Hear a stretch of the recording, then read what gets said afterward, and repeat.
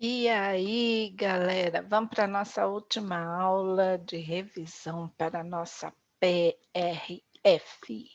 Agora nós vamos falar nas sequências didáticas 12 e 13, porque a gente vai falar do sistema genital e olha que é só do feminino, vamos deixar o masculino de lado e falar um pouquinho da embriologia, tá bom?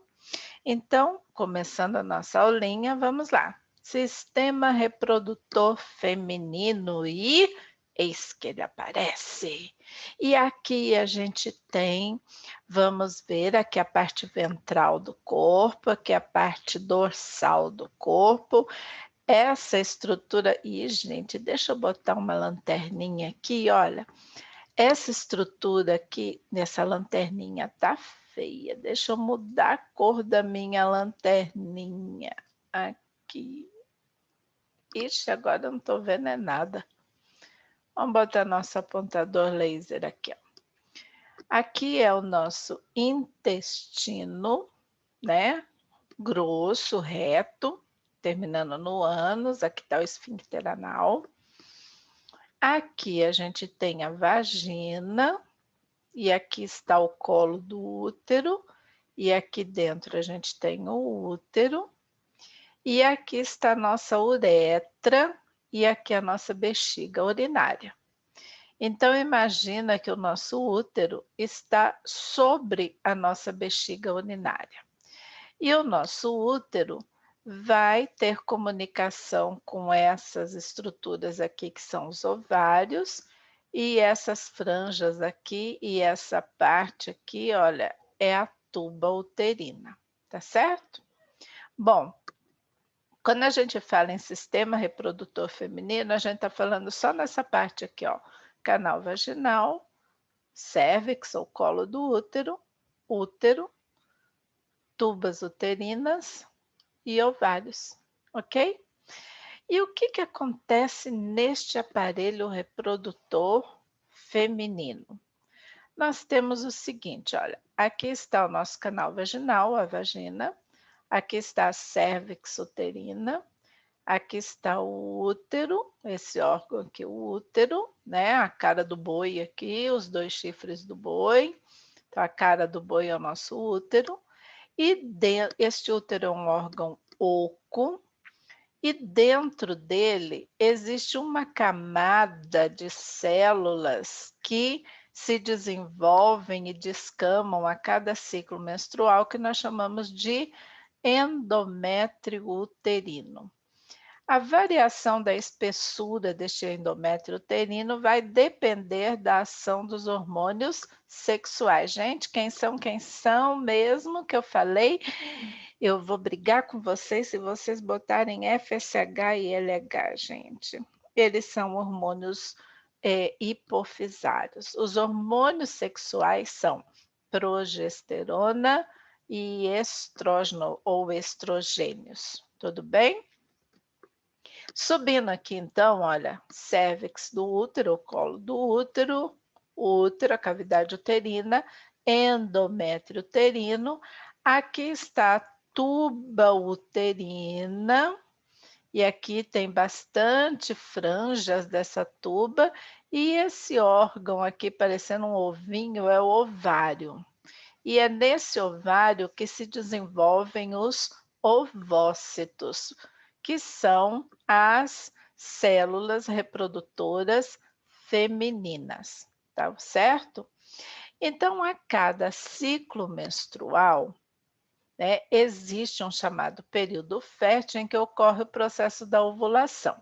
Este processo da ovulação é comandado pelos hormônios hipofisários FSH e LH e pelos hormônios estrógenos, ok? A progesterona só vai agir mesmo para manutenção deste endométrio depois da ovulação. Ocorre ovulação, então, vamos para esse ovário aqui. Ocorreu ovulação, e enquanto este ovócito está caminhando pela tuba uterina até chegar no útero, vai haver a fecundação. Então, olha, a fecundação, que é o encontro do gameta masculino com o gameta feminino, é nesse terço anterior da tuba uterina. Se você pegar essa tuba uterina e dividir em 3 pedaços, é no primeiro terço que vai acontecer essa fecundação. Gente, pelo amor de Deus, não bota que a fecundação é no útero, não, gente, não é. A fecundação é na tuba uterina. Falou?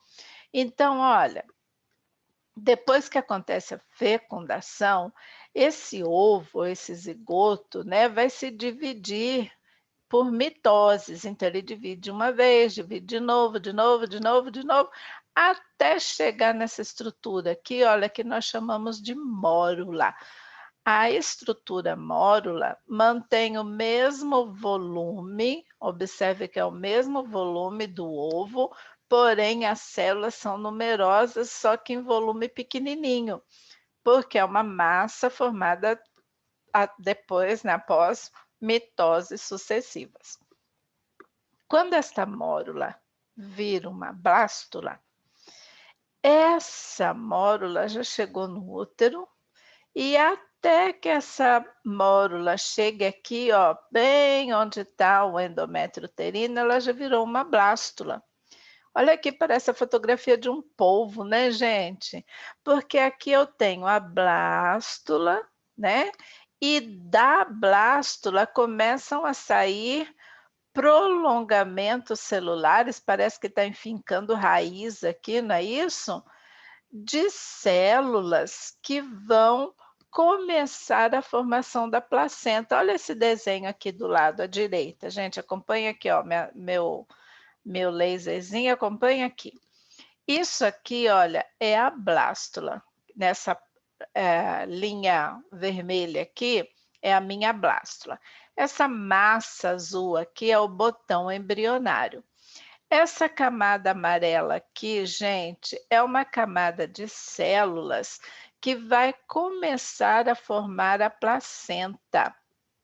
A placenta é um crescimento de células que vai invadir e vai se fixar no endométrio uterino.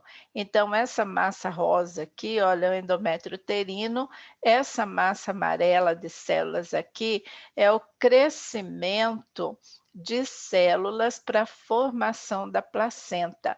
Essa, para facilitar a vida de vocês, eu não vou falar em trofoblasto, mas eu vou falar em células da estrutura, né, do ovo fecundado. Não esquece que essa massa azul aqui vai ser o futuro embrião. Olha, essa aqui era a nossa fotografia quando a gente tinha aí uns 7 dias de vida depois de formado, tá? Nossa, como que a gente saiu disso? Pois é. A natureza é perfeita e Deus, na sua infinita bondade, faz tudo ser muito perfeito. E aqui está a mucosa uterina. Então, esse blastocisto, gente, forma essa cavidade aqui cheia de líquidos, que nós chamamos de blastocele. Aqui está o botão embrionário, é daqui que a gente é formado, porque isso aqui é da espécie humana, né? E as células mais externas, que são essas amarelas aqui, olha, invadem o endométrio para formar a placenta. Lembra que a gente falou que o nosso ovo é oligolécito, que é um ovo que tem pouquinha comida para o embrião? Qual o nome da comida do embrião? É vitelo, tá bom? Lembra de carne de vitela? Então é vitelo, que é o nome da substância nutritiva para o embrião. Só que o ovo dos mamíferos tem bem pouquinho. Pouquinho por quê? Porque tem que durar daqui da tuba uterina até implantar. Implantou, começa a formação da placenta, aí é a mamãe que vai nutrir o bebê através da placenta, tá ok?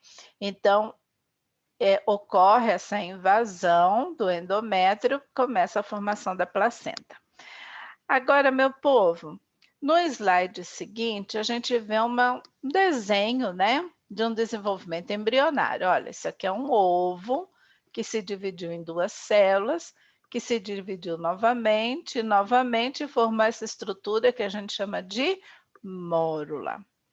Essa mórula faz um puff, é uma bola maciça que vira uma bola de basquete. Estas célulazinhas azuis foram todas para a periferia, gente. Pensa que isso aqui é uma laranja. Eu cortei a laranja nesse sentido aqui, ó, longitudinal. Virei a laranja para minha cara e estou olhando essa figura aqui. Aqui seriam os gomos, né, da laranja, e aqui a casca da laranja, olha, que já é uma ectoderme. E essa estrutura apontada pela seta 1 aqui seria a blastocele, então isso aqui já é uma blástula, ok? Em seguida, estas células aqui de baixo da blástula começam a entrar neste vazio, como se eu estivesse dobrando essa bola de basquete. Eu esvaziei a bola e estas células aqui começam a entrar, vão entrando até encostar lá em cima na outra camada e forma essa estrutura aqui, olha, tá? Essas células azuis são a ectoderme e essas células amarelas são a endoderme, que darão origem nessa região aqui a mesoderme, como a gente vê aqui, ó, nesse desenho de baixo aqui. Então, ó, em azul é a ectoderme, em amarelo é a endoderme, em rosa e lilás aqui é a mesoderme. Por fim, gente, essa parte verde aqui vai entrando e formando essa gota aqui, né, de células, que nós vamos chamar de tubo neural. Essa parte mais central aqui da mesoderme, que está em lilás, cresce bastante e forma a estrutura 7 aqui, que nós chamamos de notocorda. Essa parte rosa aqui cresce tanto para cima quanto para baixo, para os lados, e fecha uma cavidade que nós chamamos de celoma, e essa parte rosa é a mesoderme, essa parte amarela é a endoderme, e esse círculo aqui, olha, é o intestino primitivo do embrião, tá certo? Então, aqui, e essa camada aqui 3, né, é a ectoderme. Gente, uma coisa que vocês costumam errar, tá vendo esse buraquinho aqui, ó, é o que nós chamamos de blastóporo. Quem é que tem blastóporo, gente? É quem tem intestino primitivo, que é esse 4 aqui, olha. Quem não tem intestino primitivo não tem blastóporo, tá certo? O blastóporo, então, vai estar lá onde tem intestino primitivo. Aqui é ovo, mórula, blástula, gástrula e neurula está aqui. O que caracteriza a mórula? Uma massa celular. O que caracteriza a blástula? Uma cavidade interna cheia de líquidos, a blastocele. O que caracteriza a gástrula? O blastóporo e o arquêntero. E o que caracteriza uma neurula? A presença desse tubo neural, número 6, e de uma notocorda, esse número 7. Tá aqui, ó, a setinha do 7 vindo até aqui, ó, tá? Então, isso aqui, eu bato o olho e falo, isso é uma neurula. Por que eu não posso me basear aqui, ó, nessa mesoderme cercando esse espaço vazio em branco? Porque nem todos os animais vão formar essa estrutura aqui, que eu chamo de celoma. Lembra que tem animal que é acelomado? Porque não vai ter isso. Então, para eu olhar, dizer se isso aqui é um embrião de vertebrado, para dizer que isso aqui é uma neurula, eu tenho que olhar isso aqui, olha, um tubo neural e uma notocorda, tá ok? Bom, gente, só que tudo isso aqui, olha, é o desenvolvimento de um embrião que partiu aqui, olha, do ovo. Esse primeiro desenho no canto superior à esquerda da sua tela.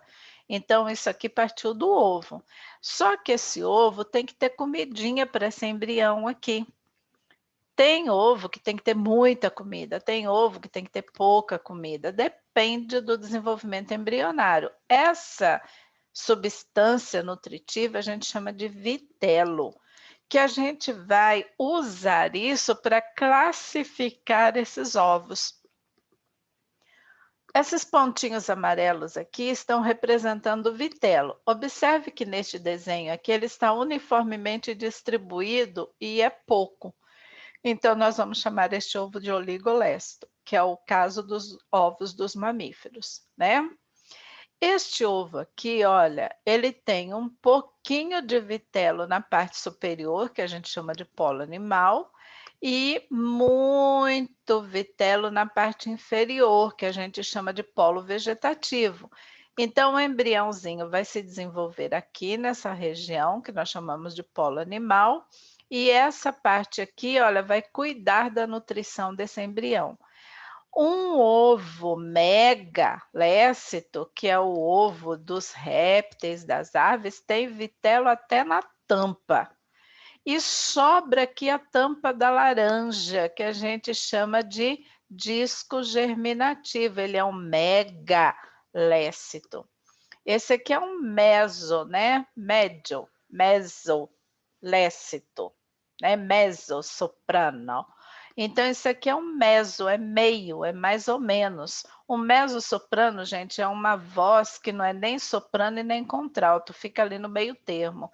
Então, mesolécito é um ovo que não tem nem pouco e nem muito vitelo, fica ali no meio, né? Uma quantidade mediana, que é o ovo dos anfíbios. Aqui é o ovo de répteis e aves. Por quê, gente?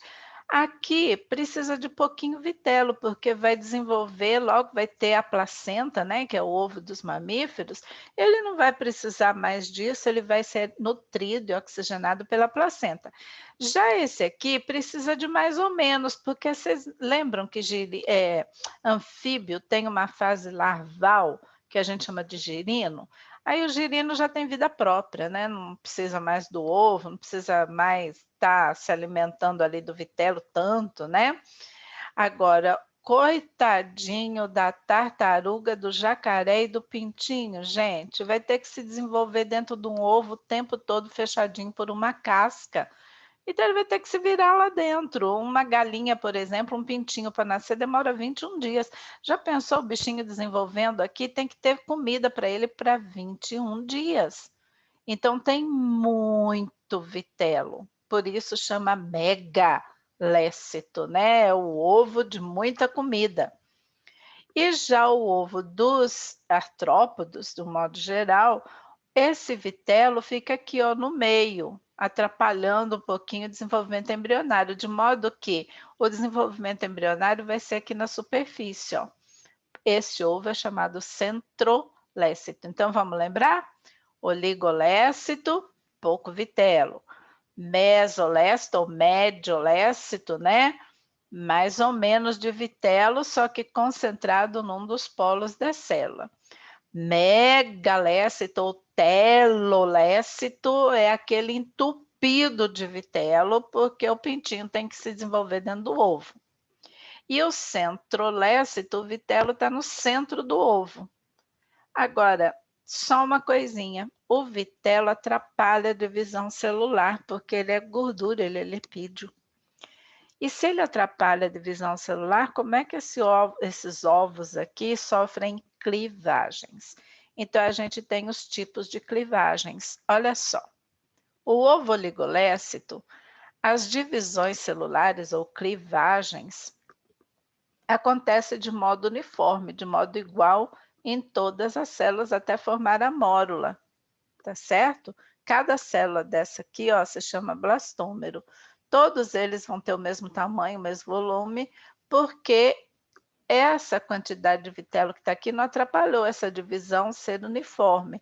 Então, a gente fala em segmentação holoblástica, quer dizer, a segmentação vai ser total no ovo, não vai ter nenhum problema de divisão desse ovo, porque o vitelo é pouco e igual, para formar blastômeros iguais. Já nesse ovo aqui, gente, como eu tenho mais vitelo aqui embaixo e pouco vitelo aqui em cima, a divisão também vai ser total, tá vendo, ó? Eu dividi em 2 células, eu dividi em 4 células, eu dividi em 8 células, eu dividi em 16 células. Porém, as células localizadas na região onde está o vitelo são maiores, porque elas demoraram um pouquinho, né? A velocidade de divisão dessas células superiores em relação a essas células aqui se dividem mais devagar, porque o vitelo está atrapalhando, essa aqui mais rápida. Então, essa segmentação vai ser no ovo todo, holoblástica, porém desigual. Por que desigual? Porque o volume celular onde tem pouco vitelo é menor, o volume celular onde tem muito vitelo é maior, ok? Não deu para dividir tudo bonitinho assim. E, por fim, o nosso ovo megalécito ou telolécito, né? Que é aquele ovo que está entupido de vitelo aqui, sobra só essa tampinha aqui para o desenvolvimento do embrião. O embrião, então, vai começar a se desenvolver só aqui, olha, só na tampinha da laranja.